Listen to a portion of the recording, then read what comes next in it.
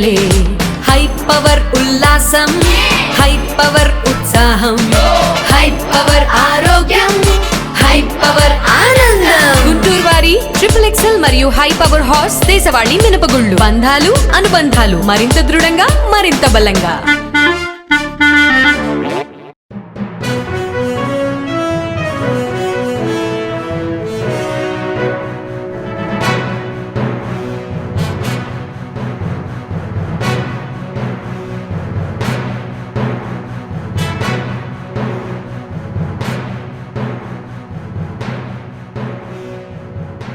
నమస్తే, welcome to NXT news. ఈనాటి వార్తా విశేషాలు. మిర్చి పంట సాయం పెంపునకి కేంద్రం సుముఖత వ్యక్తం చేసిందని వ్యవసాయ శాఖ మంత్రి అచ్చెన్నాయుడు తెలిపారు.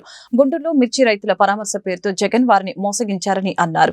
మిర్చి పంటకు ఎక్కువ ధర వచ్చేలా కేంద్రంతో సీఎం చంద్రబాబు మాట్లాడి ఒప్పించారని చెప్పారు. గతంలో టొమాటో ధర పడిపోయినప్పుడు రైతులు రోడ్ల మీద పడవేశారన్న విషయాన్ని గుర్తు చేసిన మంత్రి ఇప్పుడు తామే కొనుగోలు చేసి రైతు బజార్లకు తరలిస్తున్నట్లు తెలిపారు. నాఫెడ్ ద్వారా దేశంలో ఎక్కడికైనా టొమాటో పంటను తరలించేందుకు అయ్యే రవాణా ఖర్చును కేంద్రం భరించేందుకు అంగీకరించిందని చెప్పారు. అసలు ఆంధ్రప్రదేశ్ చరిత్రలో ఎప్పుడు మిర్చి ధర 20,500 కంటే ఒక పైసా ఎక్కువ పెరగలేదు. నేనున్నప్పుడు 27,500 మిర్చి ధర ఉండేది. ఈ రోజు 13,500 తగ్గిపోయింది.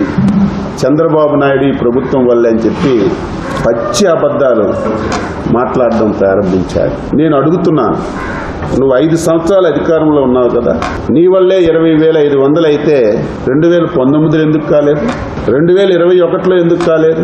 ఆ సంవత్సరం పరిస్థితుల వల్ల 20,500 అయితే మేము ఉన్నప్పుడు అయ్యింది, ఇప్పుడు తగ్గిందని చెప్పి పచ్చి అబద్ధాలు ప్రారంభించారు. ఈరోజు మేము 13,500 ప్రతిరోజు పర్యవేక్షిస్తున్నాం. ఈరోజు కేంద్ర ప్రభుత్వం క్లస్టర్లు ఏర్పాటు చేస్తుంది. క్లస్టర్ అంటే ఎక్కువ సబ్సిడీ వచ్చే అవకాశం ఉంది. మిర్చిని కూడా మీరు ఒక 2-3 క్లస్టర్లుగా పెట్టుకొని క్లస్టర్ ప్రోగ్రామ్ కింద మిర్చిని కూడా మీరు తీసుకొని మాకు ప్రతిపాదనలు పంపించండి. మేము దీన్ని కూడా క్లస్టర్ విధానంలో సహాయం చేయడానికి నిర్ణయం తీసుకుంటామని స్పష్టంగా మాటిచ్చారు. నిన్నే మన ముఖ్యమంత్రి గారు టొమాటో కూడా మా రాష్ట్రంలో ఎక్కువ పంట వచ్చింది, ఇబ్బంది అంటే మీకు నాఫెడ్ ద్వారా గాని NCCF ద్వారా గాని ట్రాన్స్పోర్ట్ అంతా మేమే భరిస్తామని స్పష్టంగా హామీ ఇచ్చారు. బెంగళూరులో మార్కెట్ బాగుందంటే బెంగళూరు పంపించండి. ఈ దేశంలో ఎక్కడ మార్కెట్ బాగుందంటే అక్కడికి పంపించే దాన్ని రెంట్లు కూడా మేము ఇస్తామని స్పష్టంగా ఆదేశాలు ఇచ్చారు. ఇది రైతు ప్రభుత్వం. ఢిల్లీలో నిర్వహించిన అఖిల భారత మరాఠీ సాహిత్య సమ్మేళన కార్యక్రమంలో పాల్గొన్న ప్రధాని మోదీ భారతీయ భాషల మధ్య మంటలు రేపొద్దంటూ హితోపందన చేశారు. దేశ భాషల మధ్య ఎన్నడూ వైరం లేదని, అవన్నీ పరస్పర సహకారంతో సుసంపన్నంగా మారాయని చెప్పారు. భాషల ప్రాతిపదికన విభేదాలు సృష్టించే యత్నాలు జరిగినప్పుడల్లా భారతీయ భాషా వారసత్వం వాటికి ధీటుగా సమాధానమిచ్చిందని చెప్పారు. భాషాపరమైన దురాభిమానులకి దూరంగా ఉండటం మనందరి సామాజిక బాధ్యత అని గుర్తు చేశారు. ఏపీ రాజధాని అమరావతి నిర్మాణ పనులపై ప్రభుత్వం దృష్టి సారించింది. ఇందులో భాగంగా మార్చి 15 నుంచి పనులు ప్రారంభించాలని నిర్ణయించింది. ఈ సందర్భంగా మొత్తం 40,000 కోట్ల విలువైన 62 పనులకి ఒకేసారి శ్రీకారం చుట్టింది. ఇక పనుల ప్రారంభం కోసం CRDA, ADC టెండర్లు పిలిచింది. మరొక 11 పనులకి కూడా CRDA అధికారులు టెండర్లు పిలిచే యోచనలో ఉన్నారు. అయితే ఈ ప్రక్రియ కృష్ణా, గుంటూరు జిల్లా పట్టభద్రుల ఎమ్మెల్సీ ఎన్నికల తర్వాత కొనసాగే అవకాశం ఉందని సమాచారం. కాగా అమరావతిలో పనులకి అభ్యంతరం లేదని గతంలోనే ఎన్నికల కమిషన్ వెల్లడించింది. కానీ టెండర్ల ప్రక్రియను మాత్రం ఎన్నికల తర్వాత నిర్వహించాలని ప్రభుత్వానికి సూచించింది. అనకాపల్లి జిల్లా పాయకరావుపేటలో భారీ ఎత్తున గంజాయి పట్టుపడింది. మన్యం నుంచి చెన్నైకు గంజాయిని తరలిస్తున్నారన్న సమాచారంతో పోలీసులు తనిఖీ చేపట్టారు. గంజాయి తరలిస్తున్న 9 మందిని అరెస్టు చేశారు. 600 కిలోల గంజాయిని స్వాధీనం చేసుకున్నారు. పట్టుపడిన గంజాయి విలువ సుమారు 32 లక్షలు ఉంటుందని ఎస్పీ తెలిపారు. 2 ద్విచక్ర వాహనాలు, కారుని సీజ్ చేసినట్లు తెలిపారు. అక్కడ మనం కోంబింగ్ ఆర్ సర్చింగ్ చేసినప్పుడు ఒక car, 1 Pulsar bike and 1 యామహా bike అక్కడ దొరికింది. దాంతో పాటు 600 kgs ఆఫ్ గాంజాయి, 19 బ్యాగ్స్ కూడా ఈ డంప్ రికవరీ చేయడం జరిగింది. ఆ టైంకి మనకి 5 A1 accused number 1 to accused number 5 మనకి ఆన్ ద స్పాట్ దొరికారు. They had come there for loading of ganja for transportation to Chennai to Tamil Nadu. So అక్కడ మన వాళ్ళు అందరికి పట్టుకున్నారు. All 5 members were quarter. అక్కడ మన ఇంటరోగేషన్ చేస్తే ఆ మీడియేటర్స్ రిపోర్ట్ మీద మనం ఇంకా ఒక ప్లేస్ కి వెళ్ళాము. Swagat grand hotel in PLPuram village, national highway 16, the police station పక్కన. అక్కడ వెళ్ళిన తర్వాత మనకి ఇంకా కొంతమంది linkages like pilots and advance pilots వాళ్ళు కూడా అక్కడ దొరికారు. టోటల్ A6 to A8 ఇక్కడ మనకి ముగ్గురు దొరికారు. సో ఇన్ టోటల్ మనకి 9 మెంబర్స్ ఈ కేసులోనే ఇప్పుడు వరకు అరెస్ట్ చేయడం జరిగింది. మొత్తం ఇంటరోగేషన్ లో మనకి ఏం తెలిసింది that backward linkages in Chitrakonda village in Odisha, Malkangiri district. అక్కడ నుంచి సీలేరు, డోంకరాయ్, మారడుమిల్లి రూట్ నుంచి వాళ్ళు ఇటు నేషనల్ హైవే వైపు వచ్చారు. అక్కడ నుంచి ఈ ఏరియాకి డంప్ చేసుకున్నాడు. తిరుమల శ్రీవారిని టీడీపీ సీనియర్ నేత యనమల రామకృష్ణుడు దర్శించుకున్నారు. గర్భాలయంలో స్వామివారిని దర్శించుకుని మొక్కులు చెల్లించుకున్నారు. టీటీడీ అధికారులు ఆయనకు స్వాగతం పలికి దర్శన ఏర్పాట్లు చేశారు. అనంతరం రంగనాయకుల మండపంలో పండితులు ఆశీర్వచనం చేసి స్వామివారి తీర్థప్రసాదాలు అందజేశారు. టీటీడీ ఉచిత సేవలు అందించే విధంగా చర్యలు చేపట్టాలని యనమల రామకృష్ణుడు సూచించారు. రాష్ట్ర ప్రజలు సుఖ సంతోషాలతో జీవించాలని కోరుకోవడం జరిగింది. రాష్ట్రం కష్టాల్లో ఉంది, అన్ని రకాల క్రైసిస్లు ఉన్నాయి. అటు ప్రజల యొక్క కష్టాలు తీరాలన్నా, ఇటు ప్రభుత్వం యొక్క ఇబ్బందులు తీరాలన్నప్పుడు కూడా వెంకటేశ్వర స్వామి యొక్క ఆశీర్వచనం చాలా ముఖ్యం. జరగనున్న గ్రూప్ 2 మెయిన్స్ పరీక్షల నిర్వహణపై ఏపీపీఎస్సీ క్లారిటీ ఇచ్చింది. రేపటి గ్రూప్ 2 మెయిన్స్ పరీక్షలు యథాతథంగా జరుగుతాయని, సోషల్ మీడియాలో ఎగ్జామ్స్ వాయిదా అంటూ జరుగుతున్న తప్పుడు ప్రచారం నమ్మవద్దని బోర్డు తెలిపింది. ఉదయం 10:30 నుంచి మధ్యాహ్నం 12:30 వరకు పేపర్ 1, మధ్యాహ్నం 3 గంటల నుంచి సాయంత్రం 5:30 వరకు పేపర్ 2 జరుగుతుందని కమిషన్ తెలిపింది. అభ్యర్థులు 15 నిమిషాల ముందుగానే ఎగ్జామ్ సెంటర్లకు చేరుకోవాలని ఏపీపీఎస్సీ సూచించింది. పాకిస్తాన్ జైలు నుంచి 22 మంది భారత మత్స్యకారులు విడుదలయ్యారు.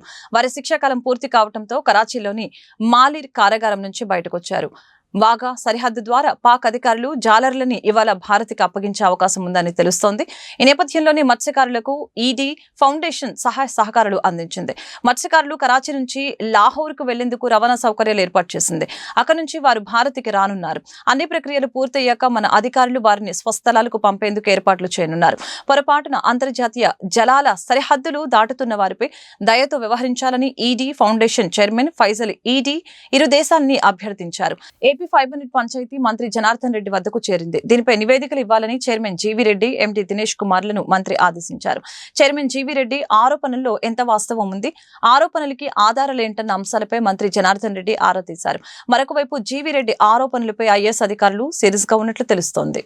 గుంటూరులోని పట్టాభిపురం స్వామి థియేటర్ గ్రౌండ్ లో బర్డ్ ఫ్లూపై అవగాహన కార్యక్రమం ఏర్పాటు చేశారు. పౌల్ట్రీ ఫెడరేషన్ ఆధ్వర్యంలో ఏర్పాటు చేసిన చికెన్ ఫుడ్ మేళాలో ఉచితంగా చికెన్ వంటకాలు పంపిణీ చేశారు. ఉడికించిన చికెన్ గుడ్లు తినడం వలన ఇబ్బంది ఉండదని చెప్పేందుకే ఈ ఫుడ్ మేళా ఏర్పాటు చేశారు. కార్యక్రమంలో ఎమ్మెల్యేలు కన్నా లక్ష్మీనారాయణ, మహమ్మద్ నజీర్, పలువురు వైద్యులు, అధికారులు పాల్గొన్నారు. ఈ సందర్భంగా వేదిక పైన స్వయంగా చికెన్ తిని చూపించారు. తమ కుటుంబాల్లో కూడా చికెన్ తినడం జరుగుతుందని చెప్పారు. అపోహలు తొలగించుకొని అత్యంత ప్రోటీన్లు కలిగిన గుడ్డు, చికెన్ తినాలని తెలిపారు. ఈ రోజున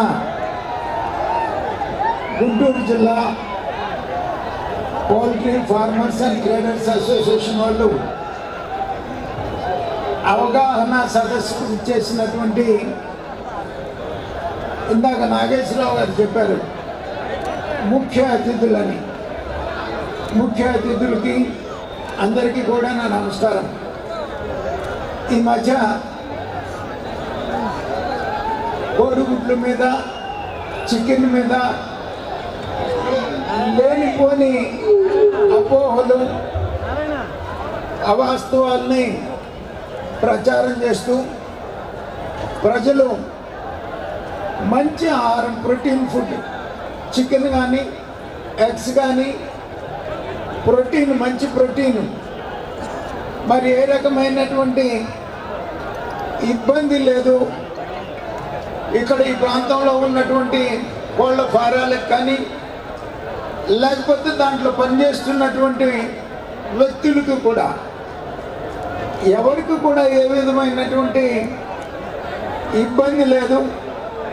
నేనైతే మరి మా పిల్లలకి, మనవలకి, మనవరాలకి, వాళ్ళకి రోజు కోడిగుడ్లు మరి పెడుతూనే ఉన్నాం.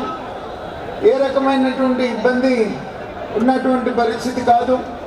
అందుకని దయచేసి ఉన్న అపోహల్ని తొలగించుకొని ధైర్యంగా ఎప్పట్లాగానే చికెన్ కానీ కోడిగుడ్లు కానీ తినచ్చు అనేటువంటిది ప్రభుత్వం కూడా మరి చెబుతున్నటువంటి మాట. సోదరులందరూ ఈనాటి సభకి ముఖ్య అతిథులు. మీ అందరినీ సంతృప్తికరంగా ఏ ఒక్కరికి ఏ ఐటమ్ కూడా అందులోనే పరిస్థితి లేకుండా కావాల్సిన ఏర్పాట్లన్నీ మన అసోసియేషన్ మిత్రులు రైతు సోదరులు చేశారు. ఈ వార్తలు ఇంతటితో సమాప్తం. మరొక బులెటిన్లో మళ్ళీ కలుద్దాం. నమస్కారం.